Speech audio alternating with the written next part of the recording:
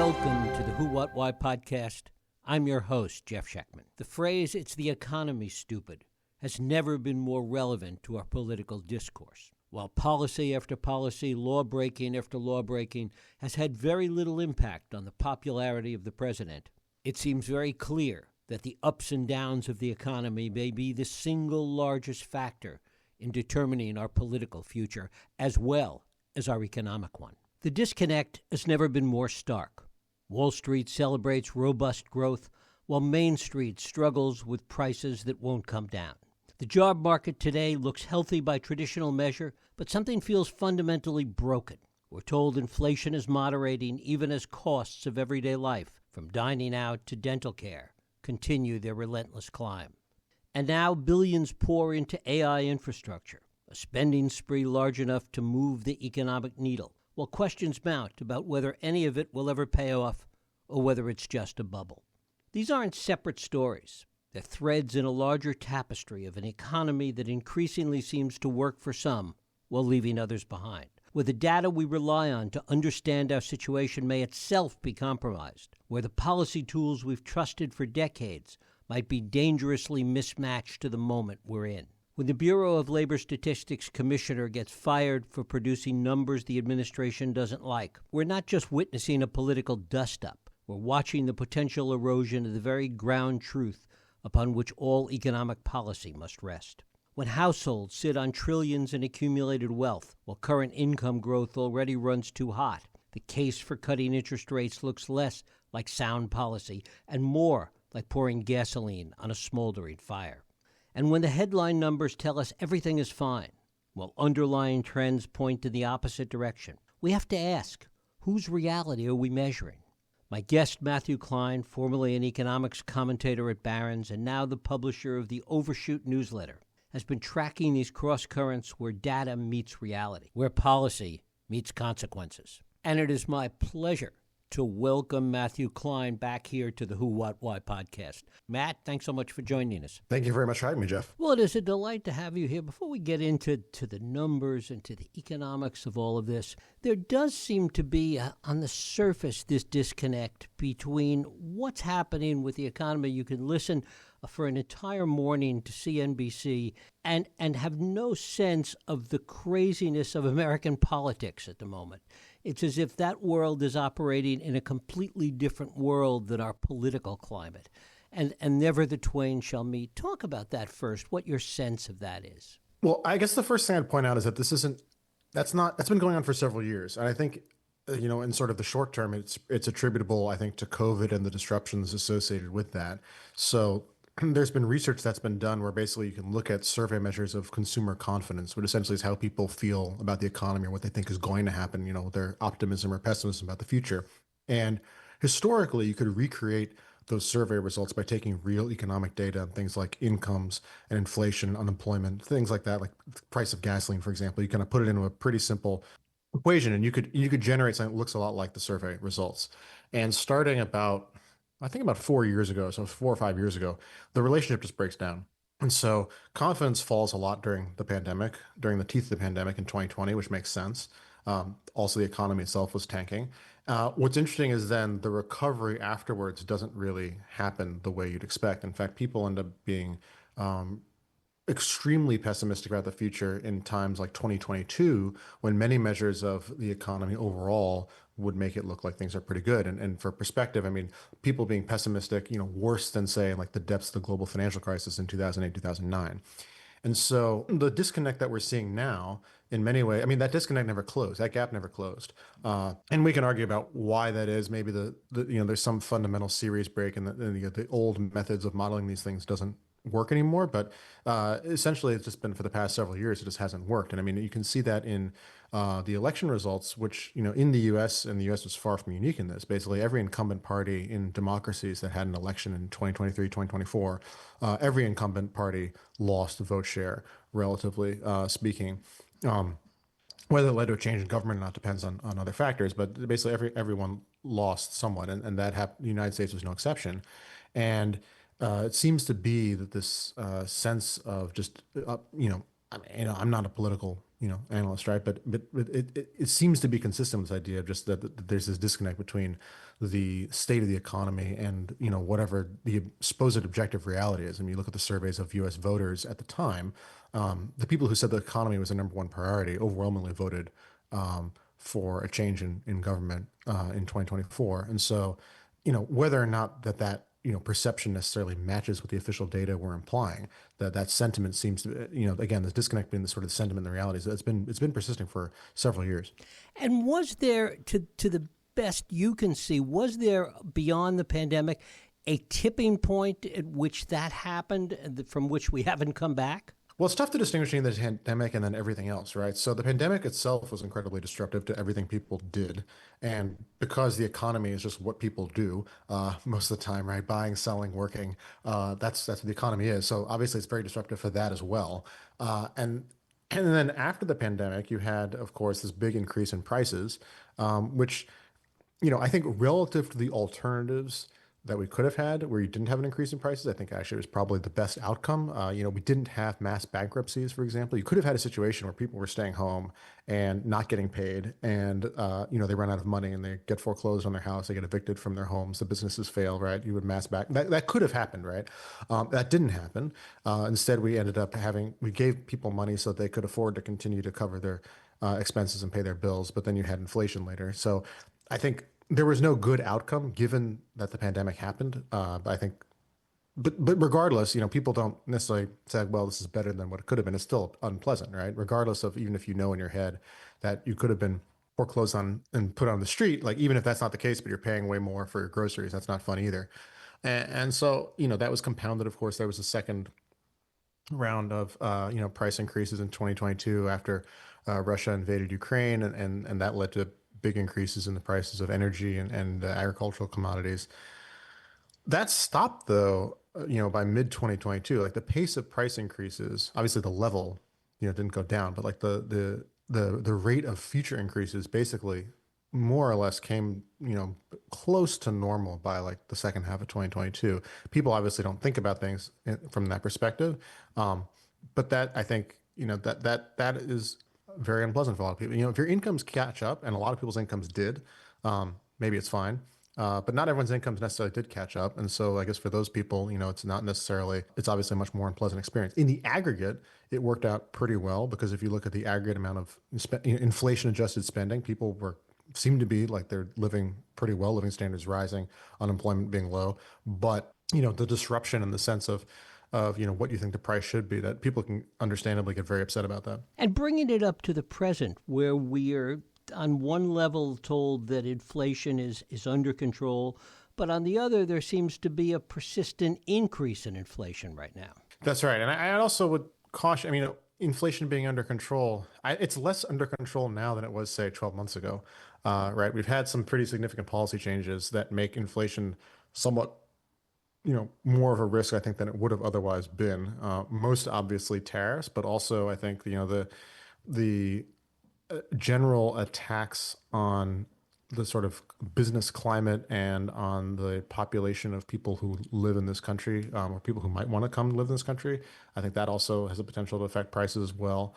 But as you said, the thing is that if your perspective on inflation is, it was around 2% a year before the pandemic. It peaked, it accelerated to something like 10% a year in the first half of 2022. And then since then, it's been sort of in the 3 to 3.5% a year range. So if your perspective is from 2 to 10 to 3, you say, okay, that's pretty good, right? We're basically back to normal. But if you're just focusing on, it used to be 2% a year on average, and now it's more like 3.5 consistently, even before the tariffs. That is a change. Now, again, is that necessarily a bad change? Income growth is also accelerated commensurately. That's I think the sort of easy explanation for why inflation is accelerated. There's basically, it seems like there's been a fundamental shift in what people consider normal.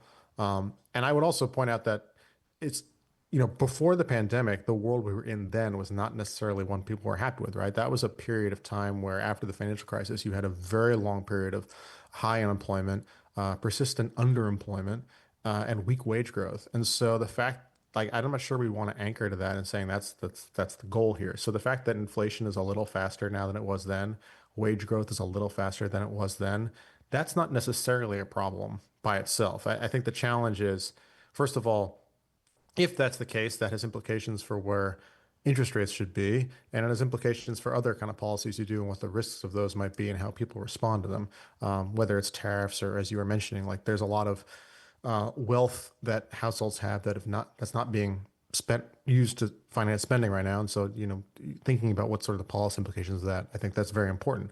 And so sort of being complacent, saying, well, inflation is stabilized, like that's not quite right. I think it's important to kind of bear in mind what the risks are. The tariffs are almost an add-on at this point because we're seeing this inflation rate in the personal services area and other areas that really have very little to do with tariffs specifically. Yeah, that's right. I think so far, I mean, the tariff impact on inflation is real, but it was always going to be relatively limited just because the extent to which goods that are imported, it's only so much of what, the total consumption spending is, right? A lot of what we spend money on are things that are not imports. But as you said, it doesn't help. And then the other thing is, the big question is how the tariffs get passed on by businesses to consumers and that chain of events. And so sort of the literalist approach is, okay, like you buy a shoe that retails for say $100 in the US, the actual price that the importer pays is $20 and the rest is markups. You put a 40% tariff on that, then the importer is paying $28. You pass on that $8 to the consumer, it's $108 instead of $100. Okay, that's annoying, but like the consumer could pay $108. You could also find ways of spreading that among the retailers or whatever, or that's sort of the normal view, right? It could be that the businesses say, oh well, sorry, tariffs, the price just has to go up a lot, and then they make it instead of $108, they say it's like $125. And if the consumers want the shoe and they have the money to afford it, and they pay the $125, then you have a much more inflation than you'd expect based on the tariffs. And we're seeing some signs of that in parts of the data, which is alarming to me. And you mentioned in personal services, right? Like, so restaurants, there obviously is some element of a sit-down restaurant meal that is sensitive to the price of imported goods. The groceries, maybe some of the equipment, right? But mostly that's not what the cost is. So if restaurant prices are accelerating as much as they have been, and they've been accelerating quite a bit, the inflation rate for restaurants is running something like 5.5% to 6% annualized so far this year, which is pretty fast and way faster than it was before the pandemic. That's not just passing on the costs of the groceries and ingredients. That's something else. Dentist is another odd one, right? Like dental inflation has been very fast this year. Some of that is maybe attributable to higher prices of some of the equipment that dentist offices have to use. But again, most of the cost of going to the dentist isn't the equipment. So if you figure, only a fraction of the cost of going to the dentist is the equipment, but then they're raising their total price by the same percentage amount, which seems to be what's happening, right? So like equipment prices go up by say 5%, the cost of going to the dentist goes up by 5%. That's not how it should work. Right? It should be the cost of going to the dentist goes up by a lot less than 5% because other costs haven't accelerated that much. And yet we're seeing that kind of, more than one for one pass through. That suggests that there is a lot of sensitivity there, that people on the one hand are very wary of inflation. So, there's a real psychological element to this, right? There's sort of the straight economics, but there's psychological, which is if businesses are telling people this is what the cost is and people say, okay, I'm going to pay it, there's that. And if they can afford to pay it, which is the other thing too, right? It seems so far that there is enough income and wealth and credit available to support the spending and these higher prices. And that could make inflation much more, not just persistent, but I think, a lot more kind of an upside risk of inflationary acceleration to tariffs than you'd think just by looking at the scope of the tariffs that have actually been imposed and the relatively small extent to which imports actually are part of the U.S. consumption basket. The credit is another important part of it because we are seeing more and more consumers using that credit at this point. Yeah, although it's still quite low. I think there's also an important point. So in dollar terms, right, the amount of credit card debt outstanding, for example, hits record highs, but you'd expect that over time. What's interesting is that, as the economy grows, what's interesting is that relative to income levels, relative to spending, credit card usage is actually quite low. And the growth in credit card usage has actually been unusually small relative to the growth in actual consumer spending. So the story basically since COVID is that credit has not been playing a big part in household spending. The household savings rate is counterintuitively actually unusually high relative to what you would expect given how much wealth households have and relative to how much spending has been going on. And in fact, overall debt growth in the U.S. has been, basically the same as it was. The percentage year to year change in debt is comparable to what it was before the pandemic, even though the economy is bigger, even though there's inflation. And part of that is because the federal government borrowing is higher, but still it's noteworthy that, and I think that sort of speaks to the strength of the expansion, the growth that we've had, the sustainability of it, or what have you, is that there hasn't really been a big reliance on debt. Obviously, there's some pockets, some individual consumer cohorts where debt is relatively more important, but in the aggregate, it's not really been the case. That people basically had during the pandemic, there was a lot of forced saving because there was things you couldn't buy if you couldn't leave the house, right? And people kept making money, so they saved more then. And then on top of that, there was all the income support that was given to people to encourage an economic recovery. And so those things put together meant that there's this big, persistent stock of, extra saving people had. And then their income growth accelerated relative to the pre-pandemic period. So instead of growing, you know, 2.8% a year on average, like an hourly wage, typical average hourly wage, we've been in sort of like a 4.5%, 4 to 4.5% a year. And that's been pretty consistent for a while. And so those things together have meant that people have needed to borrow less than they otherwise would have. And that which is, I think good in a lot of ways. It also means though that like there isn't, the sensitivity to interest rates of this economy is not the same as I think it would have been, say, 20 years ago. And I think that affects, some people's analysis. They say, oh, the interest rates are too high. And it's like, well, if they're too high, then why is the economy still doing pretty, I mean, maybe, take past year aside, given the other policy changes, but like up through 2024, right? The economy still did quite well, despite interest rates supposedly being too high. So I think it's important to have this kind of perspective. Talk a little bit about how the housing market fits into this equation, because so much of it seems to be impacted by the housing market. And if you take the housing market out of some of these numbers, it changes the equation. Yeah, housing is an interesting one because there's obviously a lot of moving parts there. One thing I think is helpful is just a context for it is that a lot of the dynamics of the housing market are similar to things that other kinds of, stay-at-home goods that we saw during the pandemic, where basically there's this huge demand increase when everyone had to stay at home and weren't going to the office and had extra cash, and then that demand increase subsided as the economy normalized. So just as there was a big surge in the stock price of Zoom, for example, right? Or like a home gyms or toilet paper, right? Like there was a very short term kind of extreme demand increase because suddenly people are like, well, I don't need to be, living in this particular place because my work is remote, or I need to have a bigger home because I need a home office I didn't have before, or I don't want to live with roommates because I don't want to get sick. Like these kinds of things happened. And then there was a big change in behavior and people moved and there were a lot of transactions. House prices went up a lot. Interest rates also fell a lot, which helped, right? But eventually that kind of stops, and you'd expect that to sort of go back to normal as just sort of the post-pandemic, normalization process, and that's basically what happened from the perspective of home building. So the pace of home construction is still faster now than it was before the pandemic. It's a lot slower than it was at the peak, right? But so I'm not sure that even, how much there is of like a story to tell there besides like, toilet paper, right? But there is this sort of separate point here, which is that the transactions in existing homes, in other words, people moving from one place that already exists to another place that already exists, like that has come down a lot and is still quite low. And the standard story here is interest rates are a lot higher. And so if you were among the many fortunate people to have locked in, 2.5% mortgage rate or whatever, you don't want to switch to get one that's 6%, right? And that means there's a lot fewer transactions happening than otherwise might be the case. Now, there's still plenty of people moving because, sooner or later you have to move whether or not you like the interest rate. They're just things that happen to people, and then those transactions do happen. In fact, mortgage debt growth, especially mortgage debt growth for purchases of homes, has actually been, you know, pretty much in line with the past. The big thing that's come down in terms of mortgage debt growth is refinancing activity, which makes sense because there's less appeal in refinancing when interest rates are so much higher than the rates on many people's mortgages. Not all of them, obviously, but many people's mortgages.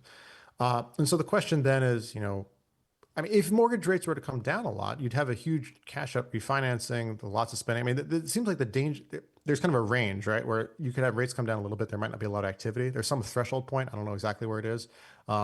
Nobody does, but some threshold point where if interest rates go below that, mortgage rates in particular, then you probably have this huge boom in activity, probably a lot of extra spending, probably very inflationary. But right now we're not, anywhere near that, right? But it's sort of it's not great for people who want to sell, but it's also not terrible for a lot of people. The economy as a whole has been doing pretty well, right? It's unusual to have an economic cycle where housing has been kind of flat the way it's been, and the overall economy has been fine. But I think there are good reasons for why these circumstances are unusual. I guess one other thing that's tricky as well is we've had this big change in net immigration flows. And so, a couple of years ago, we were having something on the order of like 3 million people on net coming into this country, and staying, right? And working and consuming and living here. And now the best estimate is that flow is now net negative, that more and more people leaving, many times involuntarily than coming in. And so that has an impact on lots of things, including obviously housing demand and also housing construction. So disentangling that shift from sort of what you would have expected anyway, from the end of the pandemic to the impact of mortgage rates in particular. I mean, it's kind of tricky how those things fit together. I don't think mortgage rates are actually that high relative to the overall economic growth rate, relative to longer term history.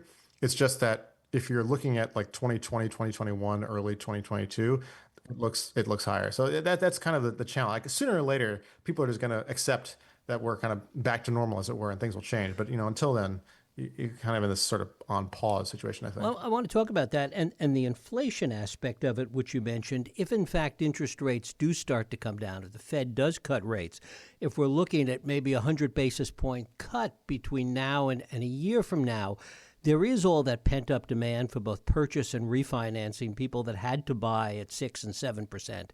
And that is potentially very inflationary. Talk about that in the context of what the Fed might be doing. Well, so one thing that's interesting, actually looking back even a little further, if you take the long-term history of the U.S. data, basically since the end of the Second World War, what you see is that in general, the household savings rate tends to be pretty closely related to how much wealth people have relative to their income in the aggregate. So like the total household wealth in the United States, well, the total household income in the United States, that's a ratio. You compare that to the savings rate. Basically, the richer people are relative to their income, the less they tend to save. That was pretty stable relationship up until about 2012. And then after 2012, it breaks down. It breaks down in a very particular way, which is that how the wealth to income ratio started going up a lot, but the savings rate did not fall. And it's now still the case that the savings rate is way higher than what you would expect given the historical relationship between wealth, income, and saving. In fact, if that historical relationship had held, the household savings rate on average right now would be something on the order of like negative 6%, because there's so much untapped wealth that people could be monetizing by doing cash out refis or things like that. But that hasn't happened. It's basically been since 2012, and it seems to be housing is kind of the thing. And some of that I think is there's a psychological people learned from the experience of the housing bust that you don't necessarily always want to do that. I think and whether you're a borrower or a lender, there might be maybe there's some regulatory changes. I'm not sure how much of it's regulatory versus just changes in risk management and preferences. But either way, there's a lot of untapped wealth. And right now, it's not super attractive to get at it because rates are relatively high. But although put that in kind of square quotes, because high is depends on what, right? But high enough that maybe that wouldn't be necessarily the most attractive thing. But if rates were to come down somewhat, you have people at the Fed saying interest rates should be short-term interest rates should be like 2%, which if you think of how that usually flows through to mortgage rates, maybe that would make it like 4% for a 30-year fix, maybe 3.5, right? That would have a potentially very large impact. And it wouldn't be like an incrementally like, okay, you lower interest rates by a little bit, you get this much more spending. I think it would be more like a very sharp move because of where people's mortgages are and where it becomes economic for people to say like, okay, I'll refinance. The rate might be a little higher than what I'm paying. Maybe it's the same, but you get so much extra cash out. And then, again, like we're talking about tens of trillions of dollars here of spending power that's not being uh, used at the moment. And if it were, unless the supply of real goods and services increases by the same amount at the same rate, which it probably would not, that means much higher prices. A lot of that money, though, would come out of homes from boomers. And you have this transfer of wealth that's going on and the demographic shift, which has an impact on all of this.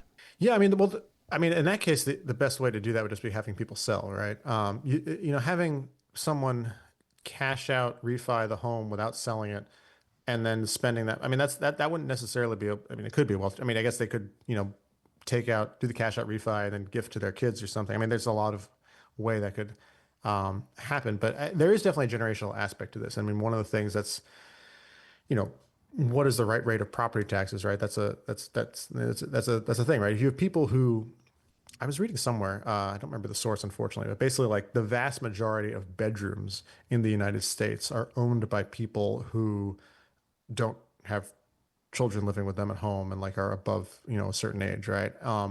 Basically, that, which is obviously very strange and not like the most efficient distribution of housing resources when you think about it. But you have a lot of people who age in place. They had, a bunch of kids, and then the kids move out and they still live in a big house that would be in a nice area that would be good for having kids, but then like they're living in that and not. And so there's a question of how do you make these transactions happen? And some people say, oh, if mortgage rates were a lot lower, then they would sell, et cetera, and make things more affordable.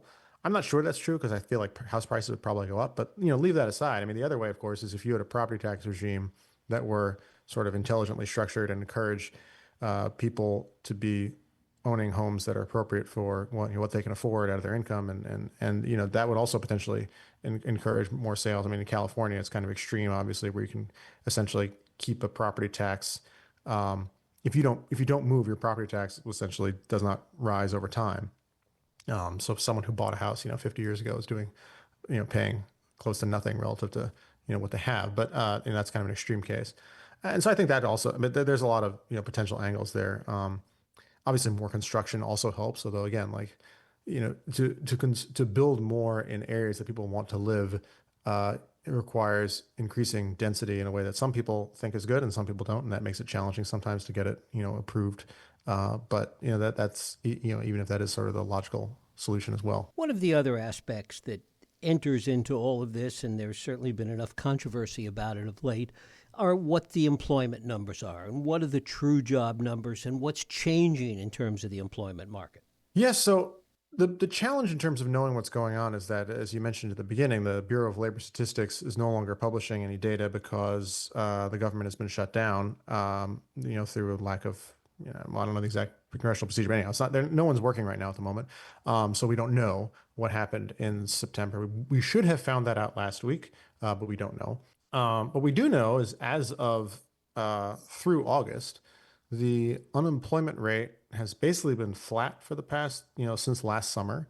The share of people in the 25 to 54 age group, which tends to be kind of the best indicator of the overall health of the job market. Obviously, people are younger, older, but like that tends to be the most representative. That share has basically been at, hovering at multi-decade highs for, over 2 years. So those kinds of indicators suggest things are pretty good. There are other indicators that suggest things for some people are not as good. So one thing that's quite striking is the unemployment rate and the employment rate for people under the age of 25 has deteriorated a lot over the past year or so. Why that is, it's not entirely clear. One thing we've seen in the data is that hiring rates by companies overall have actually been unusually low. And that's been offset by unusually low levels of layoffs. And so the aggregate effect is that unemployment has stayed low, employment has stayed high for most people. But if you're new to the labor market, like you just graduated high school or you just graduated college or you didn't graduate high school but you're looking for a job like that, those people seem to be getting hit quite hard and have been. Um, for everyone else, it's kind of it's mostly fine, and it's not flowing through to wages because the people at that lower end of the who are just starting out, they're not usually the ones that are creating have a lot of leverage in the job market anyway, earning the most. So it's not really having an effect on aggregate consumption either, because again, they're not the ones making a lot of money. But there's an interesting question of how long you could sort of sustain a balance where everyone over the age of 25 more or less is happily employed and getting raises, and everyone under is not. I mean, that's an oversimplification, but again, like is that a kind of thing that could last for a long time? And now we don't even know because I said the data aren't available. And unfortunately, the data that private sector companies are able to generate, so like ADP, for example, has estimates, Indeed is estimate, LinkedIn is estimates. There's a company called Revelio that does estimates. What they're all counting is the number of people who are getting jobs. Uh, but the number of people getting jobs is not necessarily helpful because what you really want to know is what is the unemployment rate? Like, what's the total population of people who should be getting a job?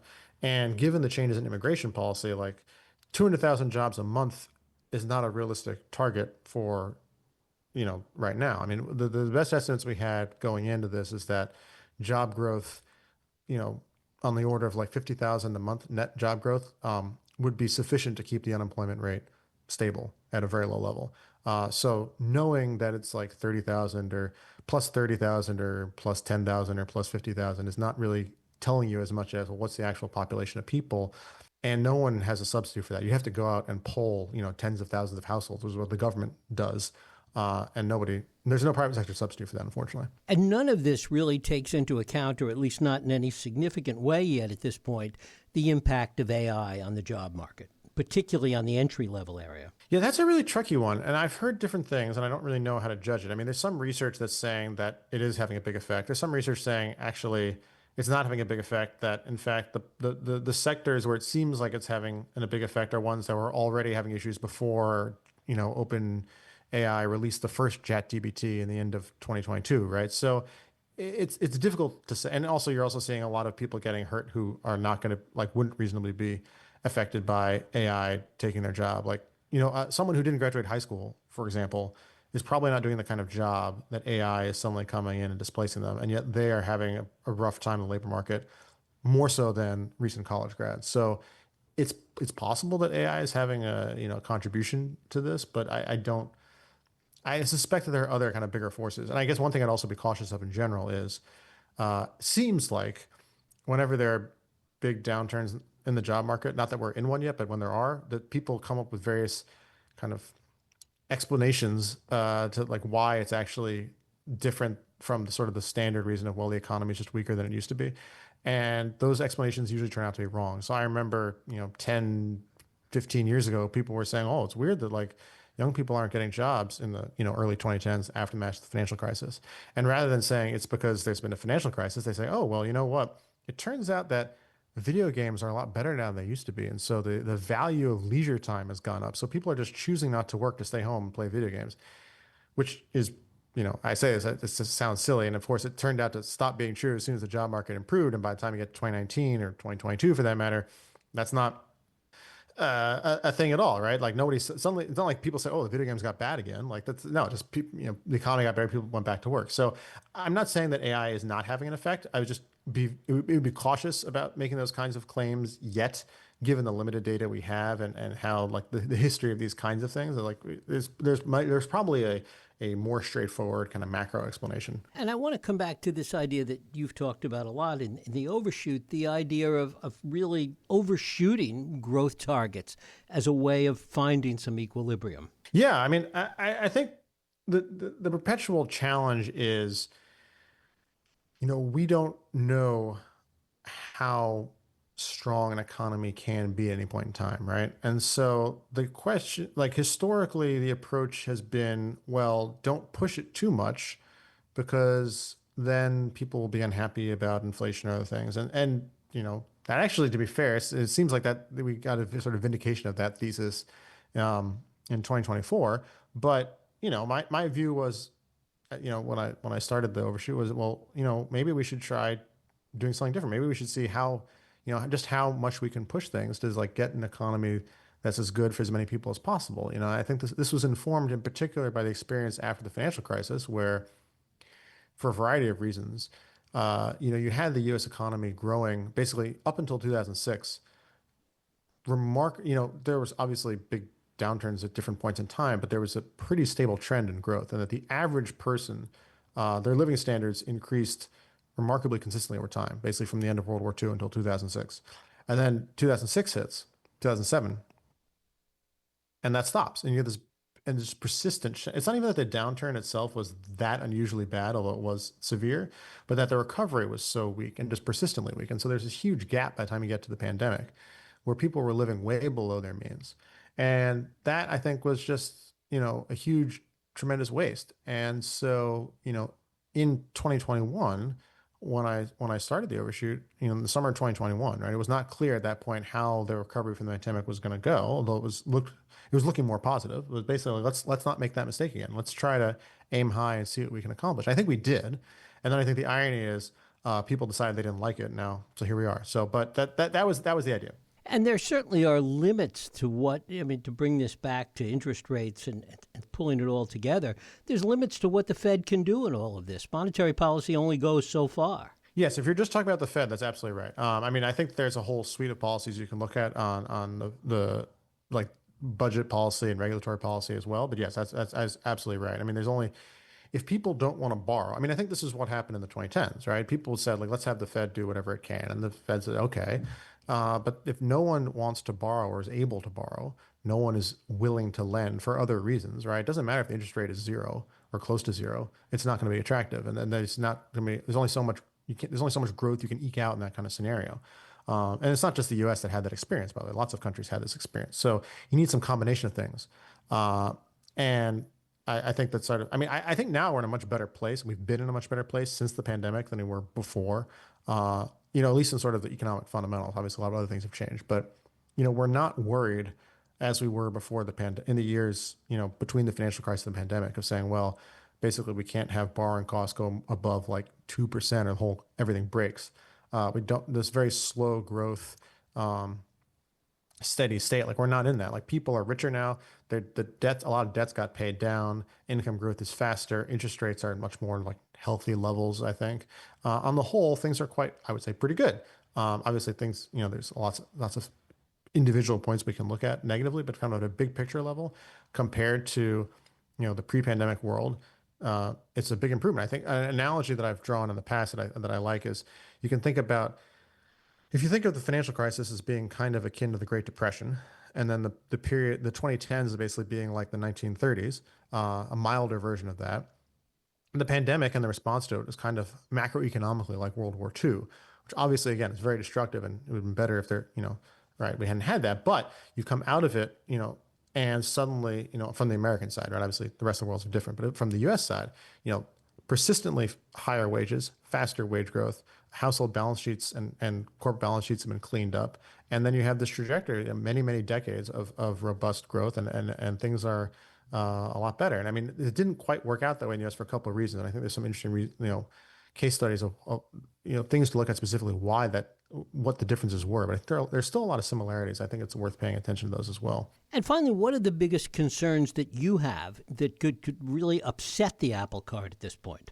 Well, the obvious one is that we have a government that has just decided to sort of squander this inheritance. I said, I think we're in a pretty benign state as of the end of 2024. And since then, you have people who are saying, okay, well, what are one of the big advantages the U.S. has had historically, particularly given, what I was talking about, like since the 1930s, right, is that the U.S. is a place that has historically attracted the most motivated, hardworking, talented people from around the world to come here because they think it's a good place to live and to build things and to be free and have families and all that. And we have a pretty concerted effort by this government to tell those people to not come or to get rid of them. So I think that's, what is the cyclical short-term impact of that on GDP? I have no idea. But longer term, I think that's extremely costly to this country. And it's consistent with other things they're doing, right? The tariff policy is bad. And I think we should like, it's fine to say this, but I think it's actually one of the less destructive things that this government is doing. I think that it is indicative of their approach, which is this basically like, what are all the, let's just have degree of arbitrariness in policymaking that's going to be very unhelpful for business investment, right? If you want companies to make long-term commitments in this country, to hire people, to build, why would they do that if you're constantly changing the rules on them, constantly changing what their cost basis is going to be? That's not helpful, right? You have the cuts to science funding, the attacks on the universities, the attacks on the rule of law. All these things are very destructive. I don't know. Again, it would be ludicrous to quantify the GDP impact on this, especially like in the near term. But I think we can be confident that directionally, it is a serious risk for this country. And other stuff, I don't know, seems fine actually. But I mean, that's it's like this longer term picture, and of course, the extent to which people take the longer term view and then bring that to the present. That's when things hit home. But as long as people remain optimistic or sort of complacent about the longer term damage, and things can be fine for a while, but sooner or later, I don't see how, without some serious changes in policy and in quite frankly the people in charge, that things continue to do well, on sort of a multi-decade trajectory. Matthew Klein, his must-read newsletter is The Overshoot. Matthew, I thank you so much for spending time with us today here on the Who, What, Why podcast. Thank you very much for having me. Thank you. And thank you for listening and joining us here on the Who, What, Why podcast. I hope you join us next week for another Who, What, Why podcast. I'm Jeff Sheckman. If you like this podcast, please feel free to share and help others find it by rating and reviewing it on iTunes.